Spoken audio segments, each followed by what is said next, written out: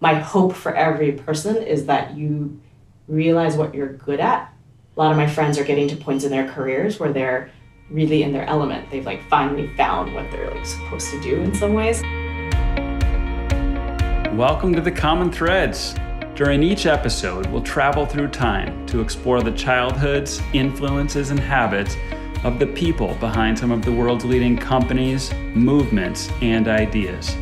Subscribe today on Apple Podcasts or your favorite listening app, or check us out at commonthreadsmedia.com. I'm your host, David Swain.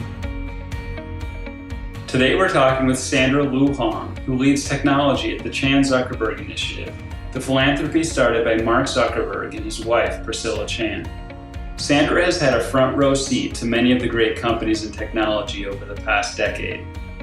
We worked together in Facebook's early years where I saw her superpower of bringing calm and focus to situations that could throw the best of us off. We'll talk about that, but let's start with how she got here and growing up in the South before moving to Taiwan as a 14-year-old. Where'd you grow up? So I was born in South Carolina, and I grew up in Atlanta and spent most of childhood there. So sort of from age 4 to almost 14 in near Stone Mountain in Georgia. And then after 14, we actually moved to Taiwan, which is where my parents are both from. But up until then, I'd only visited Taiwan, like once. Wow. What sent you back to Taiwan for your parents? Yeah, so my dad changed jobs around that time. And so it was mostly for work reasons, but then also he wanted us to get to know our grandparents a little bit better and learn the language. But it was a really crazy move, especially when you're about to go to high school and leave all your. So you were eighth grade? I'm in 8th grade, yeah. That is a big transition year. Yes, and I went to a bilingual school, so it was like half English and half Mandarin. But anyway, culturally, it was still very, very different than Georgia. Do you ever go back to the South? Do you picture yourself as being from the South? I think I lost the twang years ago. I did go back between 9th and 10th grade. For some reason, my parents trusted me to just spend the whole summer there by myself. And I just went from family friend to friend's house. I literally just bounced around all summer. And your parents were in Taiwan? Yeah. And you flew home? And. Mm-hmm. Yep. I don't think I could trust my kids to do that. But they let me go, and it was good. It was good. What I realized actually from that trip was that even though I was not enjoying Taiwan and I really wanted to be back in the States, after that summer alone, I was like, oh, actually family is important. It's okay. Like, it's better to be where my parents are than to be in the States. And also that the US is not the only way to live. Yeah. Were your parents super trusting of you? You know, like when you were 8 years old or you're 10 years old, what kind of neighborhood did you grow up in? Were you out walking the streets? Yeah, we were definitely in the suburbs, but the suburbs were backed into these forests. So I think in general, my parents, for better or worse, definitely trusted me. I don't know if I was more trustworthy as a kid or they were more trusting as parents, but we used to run around all the time, just like free range. We would just go into the woods and play all day. Some of the neighbors would have just like a blow horn or something, and then when you hear the horn, it's like time to go home. So we would just use that as a signal of dinner time, and then just go home. So once you went to Taiwan, you were there until college? Yeah. And did your parents stay when you... Mm-hmm. Yeah, they're still there now. Oh, they are? Okay. Yeah, they're still there. When I was in 9th grade, I had barely left. I'd gone to Canada. That was my big big trip. So what was the cultural adjustment for you? What was interesting is that growing up, my parents were really active in the Taiwanese American community. Yeah. They really support Taiwan independence. So I grew up with a really strong sense of like, I am a Taiwanese American, and it means a certain thing. It's a political choice to identify that way. So I went to rallies and all these events around this. But then when it came time for us to actually move, all of my friends in that community were like, oh my goodness, like, how could you possibly move to Taiwan? And I found that really confusing because we were so like pro-Taiwan. And so from that, it was just this like big transition. In Taiwan, I went to public school. And so like you wear a uniform a couple days a week. We had half day of school on Saturdays all the way through, I think in my second half of senior year, the law changed, and so we stopped going to school on the weekends. But through the whole time, it was school on Saturdays. We had to clean the classroom every day. Like, I had to do bathroom checks. You know, it was just different. And in Did you like ways, that level of intensity, I'm assuming? Yeah, it was just very different. Yeah. It was very different, and it was also really academically oriented compared to my experience in the States. Like, starting in third grade, you know who's the top of the class. Like, they call out, like the little third graders come out. And so it's just very academic. But I think the bigger thing is just when you go out into the city, my Mandarin wasn't very good. And so it was just such a different world, you know? Yeah. And you do learn quickly when you're like fully immersed because you have no choice. But it was definitely a more urban experience also, right? Yeah. Like, you're in a really dense place compared to running in the woods of Georgia. So. You went to Stanford, right? So Yeah. what was your major? I did an interdisciplinary major. It was Yeah. called Science, Technology, and Society. And it was basically most of the CS major. And then I took all these other classes that I just thought were interesting around like public policy, communications, economics.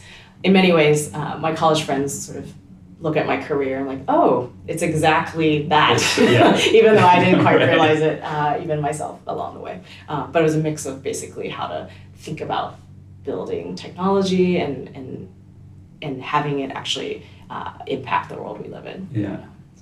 You know, going to Stanford, was that, like, how did you know you wanted to go to such a top tier school? Yeah, it was, I would say, a lucky accident because I was thinking mostly of going to small liberal arts school. Yeah. I was thinking actually of doing a music and technology major. I was kind of crazy. That was like really random. Did you play an instrument? I did. I played piano. I was like Yeah. I accompanied. I stopped taking like lessons after I moved to Taiwan actually, but I just accompanied all the like choirs, like the elementary school choirs. I was the pianist. And so also when you apply from Taiwan, we couldn't afford to like come back and visit schools. So there wasn't really the internet. Like, you literally, you know, it was back in the brochure days, and you have no idea what college is like. Yeah, type your essay. I mean, we had dial-up by the end, but but you didn't really know what college was like, and so you're literally just looking at these brochures. But my cousin had gone to Stanford, and she randomly visited Taiwan that winter when I was probably my junior year, and she was just like, you have to apply to Stanford, and I had no idea. So I was like, okay, and I just applied early. I figured Stanford had a lot of majors compared to the smaller schools, and I just applied and was really lucky. Had you ever been to California? I had spent during that summer where I was by myself. I had made some friends at camp who lived in LA, so I did randomly spend like a week in LA. Yeah, but that was it. What about, so as a kid, what was your family like? So my mom was at home all growing up. She had started off her career as a nurse, but all of my childhood was at home. My dad is a mechanical engineer, and he never brought work home, so I barely understood what he did at all. And they were immigrants to the U.S. and we were in Atlanta, so it was very black and white as most of the people there. I was one of 2 Asian kids in a class of 600. So it was very, I don't know, I guess growing up I was very, very shy until something, I was thinking back, I don't know what happened, but I was super shy until 5th grade, and then I ran for student council president, and I became student council president in 5th grade. And sort of the rest is history. But at the beginning I was really shy, and I think part of it was just like realizing I was a little different, and you don't quite understand racial dynamics as a kid, but you just know you're a little different. Like at Chinese New Year, your mom comes in and literally we'd bring Rice Krispies to school, and my mom would come to school and write everyone's name in Mandarin. So, it was special, and we again, they were raised us to be strongly identify as Taiwanese Americans, but at the same time, we were different than most of the people that we lived around. Did your friends, what was that like? It was interesting. I don't know. I actually had like 3 birthday parties every year because one was for my school friends, one was for my Chinese school friends, and then a small one for like my Taiwanese American, which is not quite the same group as the Chinese school friends. And so I look back because interesting. my parents are both the youngest of really big families, or youngest, second to youngest of like 8, 9 kids on both sides. And so I think I was like the uber big kid because in my family I was like the only firstborn child, and I don't know, just did a lot of things pretty independently, maybe. I think maybe as a result of just like who they were as parents. Or maybe also sort of their experience as immigrants, like they didn't always understand, you know, the letters home from the school or whatever. I would read it and like tell them. And so how old are your kids now? Yeah, my kids are 8 and almost 5. Okay. How is it different for them? I mean, it's like a different world living in Palo Alto and it's very different. I mean, when I got back to the States for college, I thought California was really weird. There were a lot of Asian people, and that didn't feel like America to me. Like it wasn't the America I knew, which was like would be like very much different than everyone else. But for them to grow up in California, I think it is. If in the world the U.S. is a very comfortable place to live, I think California can be a very comfortable place within. And so. I don't know. I think about it a lot because I feel like it is a little bit of a bubble. And so I just, I think about how to make sure they're pretty grounded people, despite living in a place where you can order gas on your phone to come to your house and crazy things like that. So when you think about staying grounded here, the schools around here, everybody, their parents are rocket scientists or successful at one thing or another. What are you doing to kind of encourage that? Yeah, it's definitely something I think about a lot, and my husband and I talk about a lot. I feel like, when I was growing up, my parents would be like, hey, when we were younger, we didn't have shoes. We'd have to walk so far. I used to ride the water buffalo. And as a kid, you're just like, you're crazy, mom and dad. Like, that's like a different world. And so I struggle with how do you tell our kids that this is not necessarily everyone's normal. We've tried things like we've gone to do volunteer work. Like my eldest, he was like at age 4 was like helping there was like a school work project. And so we would drive by the school later. He's like, oh, that's the school that I helped, paint or, plant flowers at. So we try to do service activities, like they donate their Halloween candy to people, the military abroad. And we I think try to like have habits and traditions now that help them at least be more aware that they are fortunate and that they have some obligation to give back in, as kids, really small ways. But I don't know, that's important to me to just have them recognize that this is not normal for a lot of the world. Now, you're at Google, Facebook, Quora, and now Chan Zuckerberg Initiative, all companies that have like massive scale and societal impact kind of powered by technology, right? Is that a deliberate choice when you look at kind of your kind of chosen career path and how you've chosen your next step each time? Yeah, it, like I mentioned with my college friends thinking about what I studied in school, in many ways it fits in terms of my interests. And my high school in Taiwan was actually in the Silicon Valley area of Taiwan, and it was actually a school built to get people who had left to go to grad school in the US to come back and have like an affordable place to send their kids. And so definitely I was always surrounded, even in high school, with the semiconductor companies and all of these different international companies. So I think for me, what drew me originally, besides just like physically being close to it a lot, is just that the sense that you could create and build something new.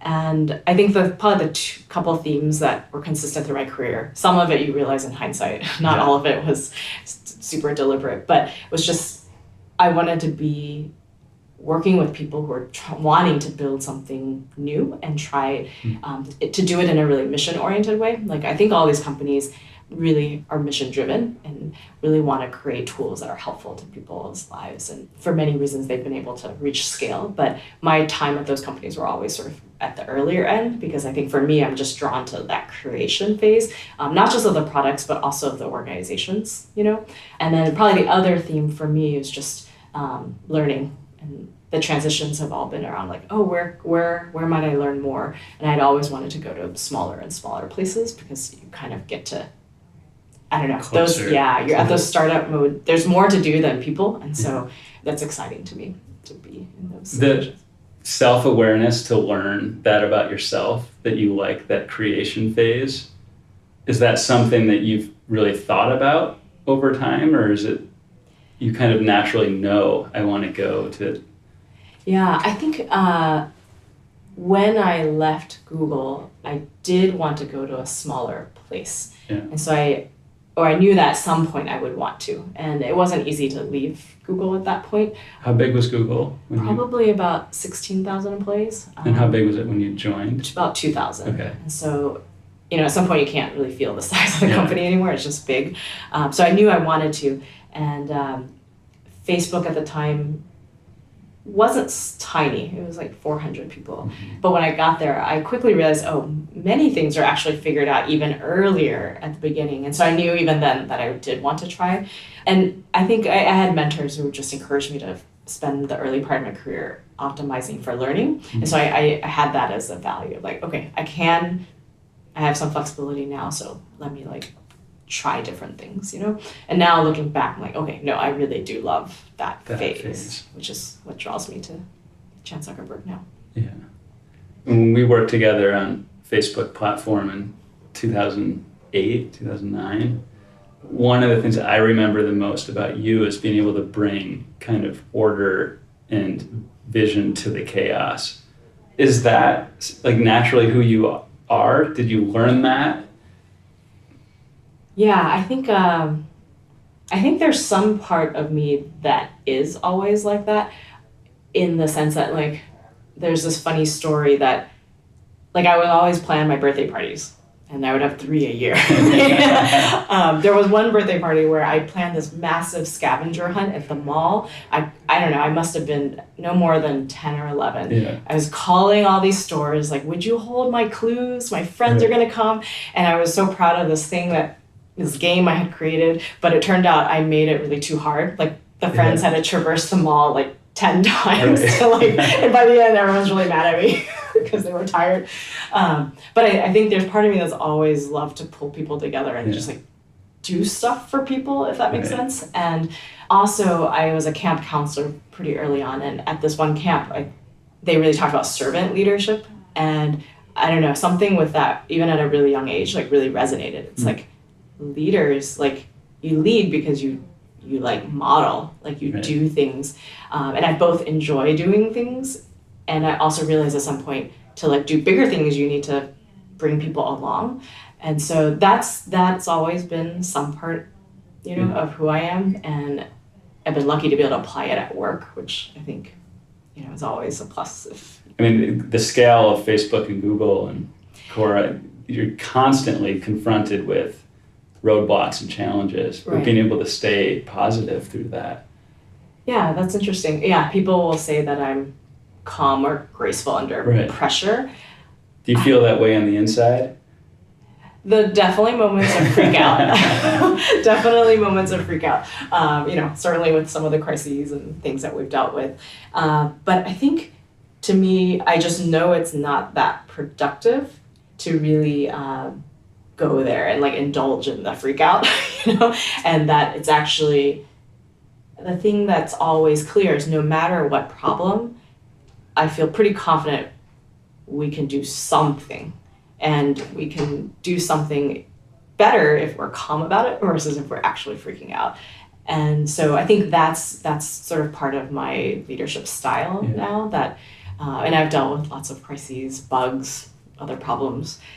In those moments actually are some of my peak moments, right? Mm-hmm. At a F8, when I distinctly remember, I think this was probably 2010, when the keynotes ran really early and we were the food wasn't out yet and we were going to launch the like button and all these things. Those are the moments where I just get to see all the pieces. And can see a picture for how it will be fine. It's just we have to execute. So I do sort of love those moments at some level, for some weird reason.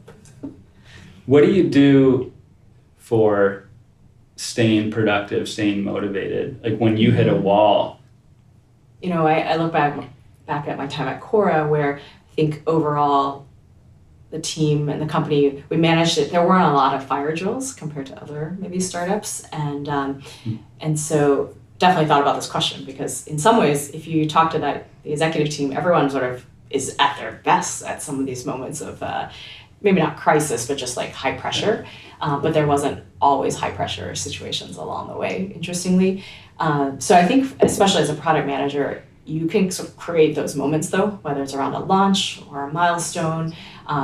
Part of moving teams forward, recognizing that people do feel good when they accomplish something, is like to frame up the work into those moments in some ways, right? And not to cause artificial fire drills, but to really create a moment of like, hey, if we can get to this line, we should all feel this sense of accomplishment. So we're just thinking about how to like split up the work into those types of things. So now, how do you balance parenting, which is to me at least, is much more emotional and it's like uncontrollable, versus work, even a chaotic environment at work, you can bring structure to. Who are you as a parent versus as a product manager? Kids definitely challenging, and you wish you could control them, but you can't. It's hard. I try. Yeah. And they're like similar to you in some ways, but then really, really different in other ways, right? I think, though, there is a similarity to work in that whether it's your kids or my colleagues or my team, my hope for every person is that you realize what you're good at, and I want that for myself. And when I see, a lot of my friends are getting to points in their careers where they're really in their element, they've like finally found what they're like supposed to do in some ways. Just like really leaning in on your strengths and just like getting energy from doing work that makes you feel really alive. So like that's like my hope for everyone I'm around. And it makes me really happy when I feel like I see people really in their element. And so as a parent, that's sort of the guiding thing, where I hope that my children can be both self-aware and then also independent and have the right boundaries. Is probably the other part that makes for a healthy person. So even though they're very different, I think I just have to remind myself that they're on their own journey, and I can, just like, colleagues, and I worked at many different companies, you don't work forever with anyone, and I'm only going to be able to parent my child really for these early years. And so in some ways it's quite parallel. It's like I just do what I can to help them be the person hopefully they need to be and will be, and to be sort of happy and fulfilled. So yeah, I think for one of my kids is very different than me, and one of my kids is uncannily similar in personality, so it's weird. I think a big part of the parenting, setting boundaries, teaching them to be thoughtful, and also letting them be okay with who they are, even though it's hard for me sometimes to watch, and I'm sure it'll get harder as they get older, is something I want to keep up as a parent. And what about you and your husband? He works at Google, right? So balancing life, raising the kids and life. Well, I think he is an amazing partner on all fronts. He cooks and has all these skills I don't have. So I think we definitely share the home duty. Children, though, aren't always 50-50, right? Yeah. They just have preferences and it ebbs and flows. So we communicate really well together, which I think helps make it work. And then I think we just try to be gracious of like, there are phases where like I've done a lot of startups, he's had moments, and we just sort of not keeping tabs. We're just like trying to work together to make it all work. What do you do to keep you grounded when you do have the ebbs and flows? A big thing, which I'm still struggling with, is just like self-care and resting enough. I have this coach, we've talked on the phone remotely for 8 years at least, throughout my career. She's a professional coach, executive coach. We probably talk about sleep a huge portion, at least 50% of the time, and I've gotten better. I think I am a high action person. I could just, I enjoy my work a lot, but I think over time it's like, resting enough is critical and necessary. Exercising, probably could definitely be better at that, but I think those things, it is a very physical job, even though it doesn't seem like it, Yeah. because we're just using our heads and talking and sitting in meetings all the time. But realizing that it's actually like a full body thing has been important. And before I started at Chan Zuckerberg, I took a little bit of time between Cora and here, and I still had side projects and things I was working on, but I think the rest part, I took art classes, and the art instructor in my first class kept yelling at me. He was like, you need to relax. You can't draw with your fingers. You need to draw with your body. And I'm like, I understand what you're saying, but I can't quite get there. So it took time. Right. And now I think I definitely recommend, if people can take times, to just sort of square back. Yeah. It's easy in the Valley, I think, to be in hyperdrive all the time. Yeah. And I think we should all aim more for the marathon Yeah. than the sprints. Have you kept up your art? No, not really. Although once in a while I'll just doodle, which actually is good, because I'm not a good artist, but I think what I learned from the classes is to actually draw something, you need to be quiet. Mm-hmm. You need to see and observe, and then you can draw. What about 4 or 5 things that get you through your day or week? They could be apps on your home screen, your morning cup of coffee, Yeah, I feel like with young kids, you kind of just do what you can, to get through. I think one thing just that's been important is understanding, at least for family stuff, like what each kid most appreciates. And this is like the languages of love thing, where I realize one of my kids just like really wants me to do things. Like that's how he feels appreciated. And so I just have to be pretty conscious of doing things, not just that are convenient to my schedule, but like that would really meet each child. And that makes me feel like, certainly if not every day, certainly every week, like I've done the things to really meet my kids where they are. So that's been a big piece. The others, I think in general, routine-wise, I'm definitely more of a night person, and so it's kind of the mornings are a little just normal crazy, because I'm not a morning person still. But I think trying to have family time in the evening where, there's all the logistics of evenings and getting fed and to bed, but I think that is also time to just like enjoy and like be offline. Where have you seen things progress in your career in the Valley, and where do you hope things will keep progressing? I think my college classmates, sort of a similar age cohort, there's something where at least during our careers, you leave college feeling like everything up until then is like at least my parents, they were like, you can do whatever you want, right? And I think we all kind of enter the workforce feeling very empowered and optimistic.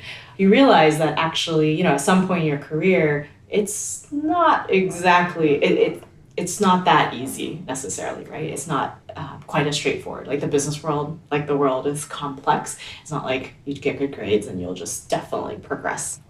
So I think I would say, actually, honestly, at the beginning of my career, I didn't think about being a woman in tech that explicitly. And for a while, I was like, didn't really even feel like it was a thing per se. Like I was a woman in tech, but it wasn't necessarily a thing.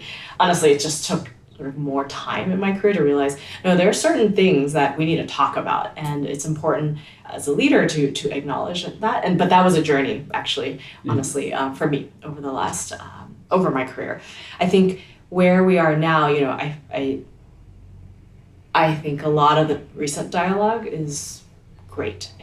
Both the work from Cheryl and Lean In, as well as some of the more recent issues around harassment and other challenges that women disproportionately face, especially in tech. But at the same time, I do still feel hopeful that in tech, where in many ways as an industry we're really lucky, and that there are more and more people both moving into the venture space, or there's like new sources of funding. You'll start to just see a shift in more founders that are women, more leaders who are women, and it's just clear, like having that mix, you do have just more things you're thinking about, and you will take better care of your team if you have a representative leadership team.